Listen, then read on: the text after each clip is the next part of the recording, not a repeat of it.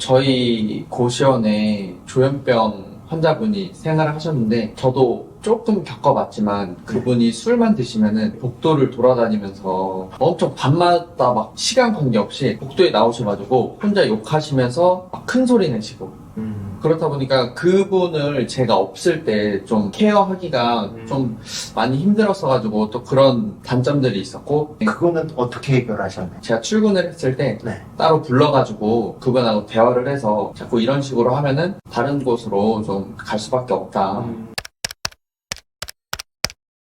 제가 저번 주까지만 해도 월 얼마 버는지는 솔직히 수익은 나는 것 같긴 한데 정확히 월 한 700만 원에서 800만 원이다 라고 알게 된 거는 얼마 안 됐거든요. 네.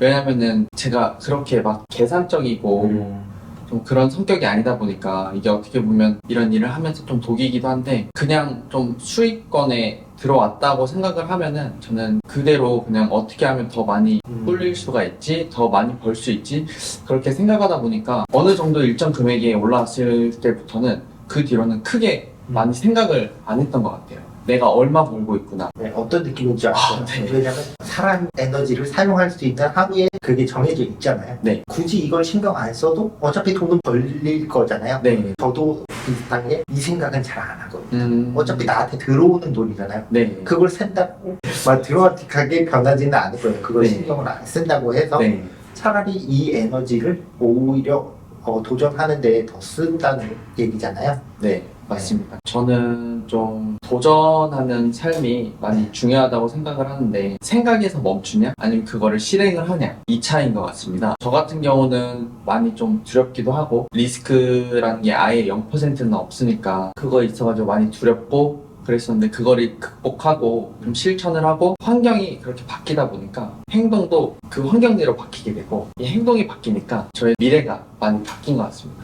그래가지고 좀 도전하기 두려워하시는 분들은 그 도전이 잠깐 그 벽만 넘어서면은 다른 미래가 또 펼쳐질 수 있기 때문에 망설이시는 분들은 그냥 한번 저스트잇 해봤으면 좋겠습니다. 고시원에서 그러면 현금 흐름이 얼마 정도 나오시나요?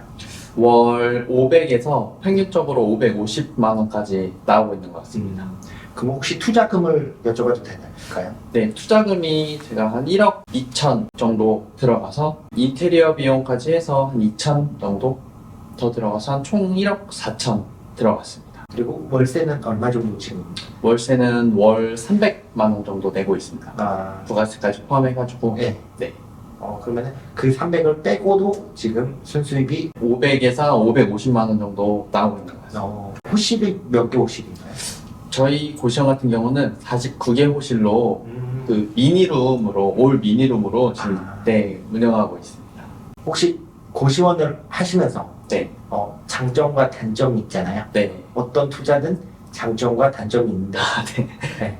장점 좀 얘기를 줄 수 있나요? 네. 고시원에 대해서 얘기하자면은 네. 이게 시간이 부족할 수도 있을 것 같긴 한데 일단 장점 같은 경우는 월 현금 흐름 수익률 중에서는 좀 좋은 투자처라고 생각을 합니다. 단점 같은 경우는 거기 입실자들의 민원이라든지 그 다음에 저 같은 경우는 운영을 하면서 처음에 인테리어적인 부분 업자들하고 좀 많이 부딪혔었고요. 근데 민원이 거의 주를 이루는 것 같긴 해요. 이게 계속 새로운 일이 생기고 네. 그다음에 여러 사람을 상대하다 보니까 제가 지금까지 살면서 보지 못했던 유형의 사람들을 많이 경험을 해봤습니다. 수많은 민원 중에 네. 좀 황당했던 민원? 일단 황당했던 민원이 저희 고시원에 조현병 환자분이 생활을 하셨는데 네.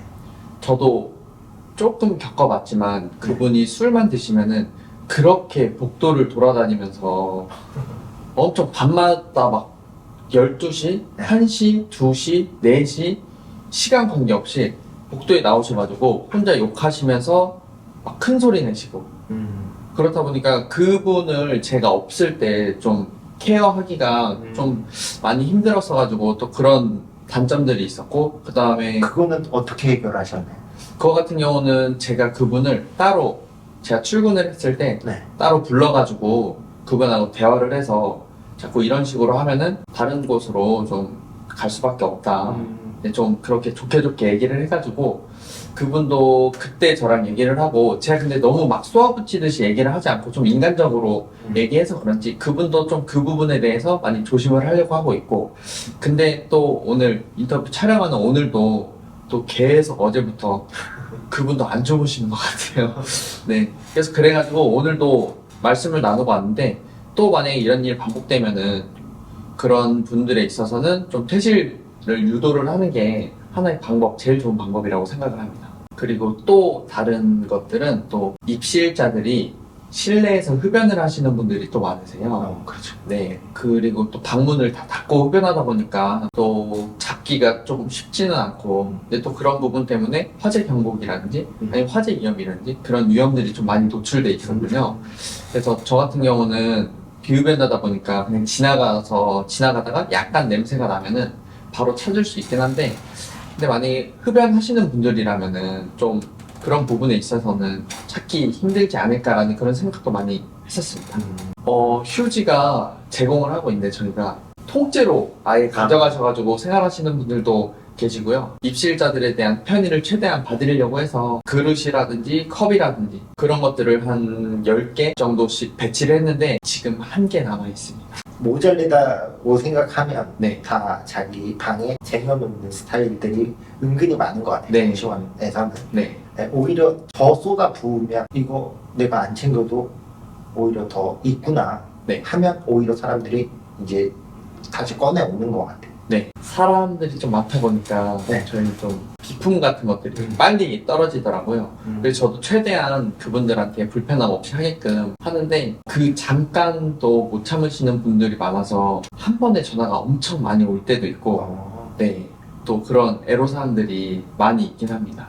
근데 이거는 고시원 운영하면서 숙명이다 생각하고 지금 네.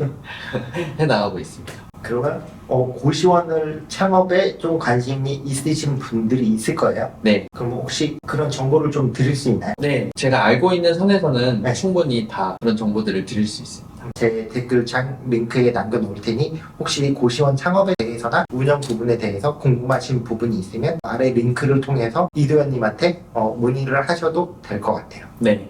언제든지 연락 주셔도 됩니다. 그리고 혹시 고시원 창업에 관심이 있으신 분들한테 혹시 한마디 해주고 싶은 말이 있나요? 네. 요즘 아무래도 고시원 창업에 있어서 많이 좀 시장이 뜨거운데요. 그만큼 또 권리금도 많이 올랐고 또 찾는 분들이 좀 많은 것 같습니다. 그 유튜브에서 얘기하는 뭐 일주일에 뭐 5시간 네. 내지는 한 6, 7시간 일하고 월 1,000만 원, 월 800만 원 이거에 현혹돼가지고 무작정 뛰어들지 마시고 좀 어느 정도 공부도 중요하긴 한데 그 마음가짐이 저는 제일 중요한 것 같습니다. 그 마음가짐이라는 게 이런 거잖아요. 고생할 각오를 좀 해라라는 거잖아요. 네, 맞습니다. 네, 네. 너무 쉽게 돈을 벌려고 하지 말고 네, 저도 처음에 좀 쉽게 봤었는데 저도 근데 경매를 하고 네. 뭐 다른 것들을 하면서 멘탈이 좀 세다고 많이 느꼈었는데 네. 오만이었더라고요. 진짜 하면서 멘탈도 좀 많이 무너졌었고 번아웃이 올 정도로 좀 세게 좀 스트레스가 정말 너무 많아가지고 한 고시원 창업을 하면 한 2달 정도는 고생을 한다라고 좀 생각을 하시는 게 좋을 것 같긴 합니다.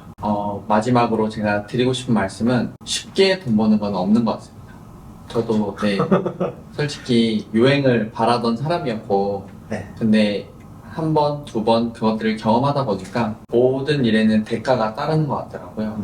네, 잘 되는 것 같다가도 또 어느 순간 확 망할 수도 있고 그리고 잘 안 되는 것 같다가도 또 어느 순간 확 올라오고 이 세옹지마라는 말을 제가 참 좋아하는 말인데 네, 그래서 항상 그 겸손해야 된다라는 그런 마음을 항상 마음에 새기고 겸손이란 단어를 마음에 새기고 좀 그런 식으로 좀 어떤 일을 하든지 겸손하는 마음으로 하는 게 사업을 하든지 아니면 회사 생활을 하든지 제일 중요하다고 좀 요즘 많이 느끼고 있긴 합니다. 이거는 요즘 제가 정말 많이 느끼는 건데 그 인생의 3가지 불행 중에 하나가 어렸을 때 성공하는 거라고 그런 말이 있습니다. 네. 저 같은 경우는 어린 나이에 어떻게 보면은 남들이 봤을 때 어느 정도 좀 많은 성취를 이뤘다고 생각을 할 수 있는데 저는 이게 처음에는 좋았지만 지금 와서 돌이켜 생각해보면은 이게 좀 많이 독이라는 생각을 하고 있거든요. 저도 워낙 성격이 급하고 그 목표를 빨리 이루고 싶고 그다음 좀 남들한테 빨리 올라가서 인정받고 싶은 그런 욕구가 처음에 강했었어 가지고 막 달려왔었었는데 그러다 보니까 제가 좀 놓치고 있는 게 많더라고요. 그래서 이 기초부터 탄탄히 다지라는 말이 좀 괜히 있는 게 아니라는 말도 느끼고 있고 무조건 그 빨리 한 달에 뭐 1,000만 원이라든지 아니면 500만 원이라든지 빨리 이루고 싶은 목표는 좀 버리고 그다음 천천히 해도 뭐 어느 순간 그 목표에 가 있을 수 있으니까 마음가짐을 마인드라든지 그런 걸 단단히 하고 그런 식으로 한 걸음 한 걸음 나아가다 보면은 모두 다 원하는 목표에 이룰 수 있을 거라고 생각을 합니다. 좋은 말씀 감사합니다. 네. 다음에 더 좋은 영상으로 찾아뵙겠습니다. 감사합니다. 감사합니다.